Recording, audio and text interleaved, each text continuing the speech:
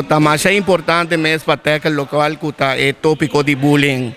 Agora que está aí escola grande, tá bom para por sadi é tópico, então também experienciar aqui é por aí né de escola grande mais que cresce também, pensei. Awo te ora que na me que bamak me di mainta pa o que como tá aí?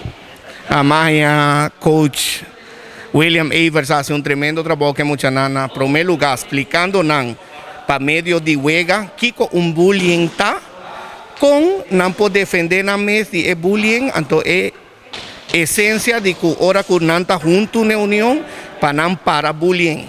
Entonces ahí está lo cual que más me agoza a vuelta con den forma de huelga, a 13 delante ne mucha nan con nan po para bullying junto. Anto união está se força. Cada tem responsabilidade, por menos na mês para stop. No momento que não está sentindo na mês cômodo, ou uma pessoa chega assim na cerca de não, que não te promete chamar para visa stop. Então se esse chega a algo físico, é hora não assim alguma técnica para defender na mês e corre buscar ajudança. Bolo aconsejar outro maior não para tocar, assim esse aqui com nós. Seguro que sim, está importante para muitas mês. Experienciar com e stop bullying.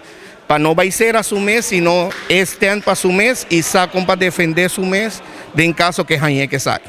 Esta valor, hanya una habilidad para conseguir ganar self-confidence. Esta hobby válido para sobre nanta sinya para no brincar, no pleita, pero just para salir de una situación con un self-defense technique, ante una manera hobby inteligente para enfrentar una situación. Abo como maior, Kiko, abo ta pensa de bullying mesmo?